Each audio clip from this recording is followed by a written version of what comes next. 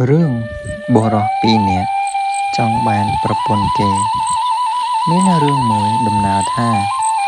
មានបុរសម្នាក់មានប្រពន្ធល្អទើបតែរៀបការថ្មីបណ្ដាគ្នាទៅសួរញាតិមានកម្លោះពីរនាក់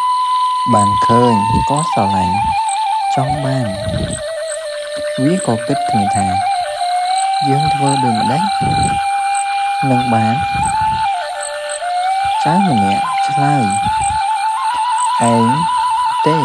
ឯងគិតទៅរកខ្ចីរទេះគោមកបរប៉ុន្តែឯងមិនស្គាល់អញបើអញសួរឯងកុំប្រាប់ថារទេះចូលឯងប្រាប់ថាជន្ទល់ថានឹមទៅវិញទើបកំឡោះម្នាក់ទៅខ្ចីរទេះគេមកបរឲ្យជួបនឹងបុរសបណ្ដាប្រពន្ធនោះដើរមកដល់ក៏កំឡោះម្នាក់នោះសួរថាណែអ្នកអញជើញមកឲ្យឈប់និយាយគ្នាលេងបន្តិចសិនបុរសតែប្រពន្ធថ្មីក៏ចូលទៅអង្គុយលេងលុះកំឡោះម្នាក់បរទេះមកដល់វាធ្វើជាសួរថានេះហៅអ្វីអ្នក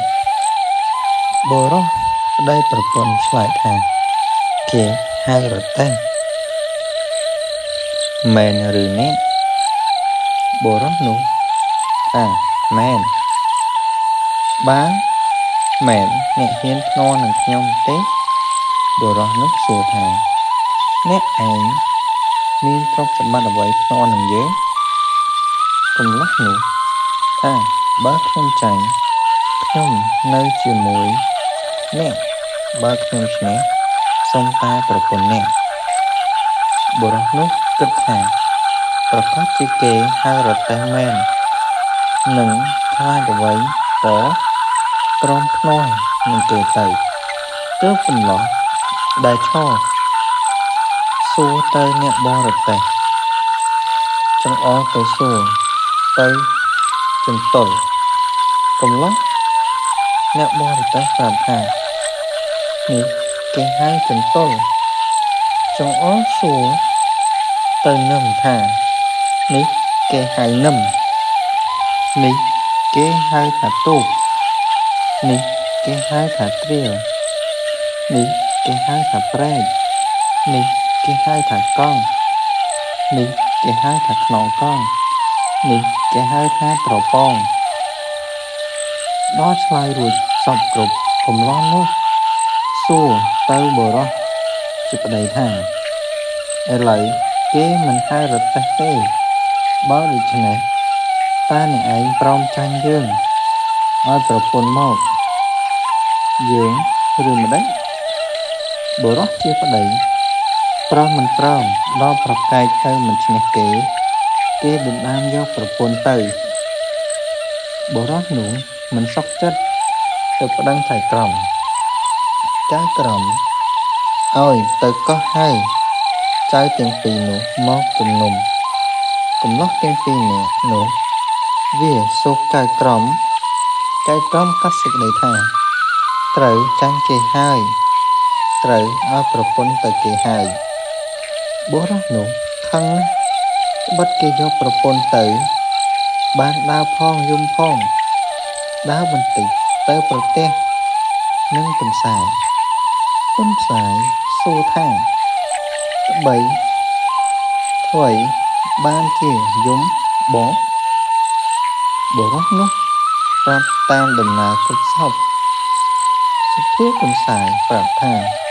បើដូច្នេះបងឯងកុំភ័យរកតែចេកមកឲ្យយើងស៊ីសិនយើងទៅជួយជំនុំឲ្យបានប្រពន្ធមកវិញបុរសនោះអរណាស់ខំដើរទៅរកចេកឲ្យសុភាទន្សាយស៊ីចេករួចហើយដើរទៅជាមួយបុរសនោះទៅដល់សួរចៅក្រមថាលោកកាត់សេចក្តីគេ នោះតើធ្វើដូចម្ដេចខ្លះចៅក្រមឆ្លើយប្រាប់តាមដំណើរសពគ្រប់សុភាទន្សាយប្រាប់ថាលោកកាត់សេចក្តីមិនទាន់អស់ទេបើដូច្នេះខ្ញុំសូមកាត់សេចក្តីផងឲ្យសុខចិត្តទាំងពីរខាងសុភាទន្សាយសួរកំឡោះដែលយកប្រពន្ធគេនោះថាអ្នកទាំងពីរនាក់តាមភ្នាល់គ្នាថាដាក់អ្វី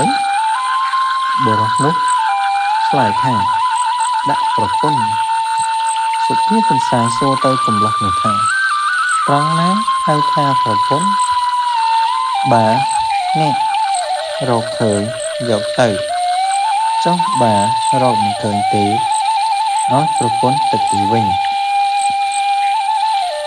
កំឡោះនោះចាប់ត្រង់ដៃ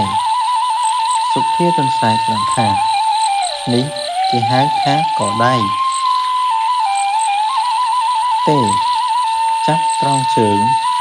សុភាទន្សាយថានេះគេហៅថាជើងទេចាប់ត្រង់នេះថាមិនមែនត្រង់ក៏ថាមិនមែនហើយប្រាប់ថារួមទាំងអស់គ្នាទើបគេហៅថាប្រពន្ធឬអារតេក៏ដូចគ្នាដែរគឺគេហៅចន្ទល់នឹមទូកត្រឹមត្រែកធ្នង់ត្រងរួមទាំងអស់នេះទើបគេហៅថារតេបើដូច្នេះឯងយកប្រពន្ធគេមិនបានទេឲ្យគេវិញសុភាទន្សាយឲ្យកំឡោះនោះយកប្រពន្ធមកវិញសុភាទន្សាយស្ដីឲ្យលោកចៅក្រមថាបងឯងកាត់សេចក្តីនេះស៊ីតាសំណោកគេគ្មានត្រង់តាមព្រះច្បាប់សោះបុរសនោះប្រាប់ប្រពន្ធមកវិញក៏អរណាស់លើកដៃសំពះទន្សាយប្រាប់ថាលោកបងកាត់សេចក្តីនេះពេញហើយត្រង់ហើយ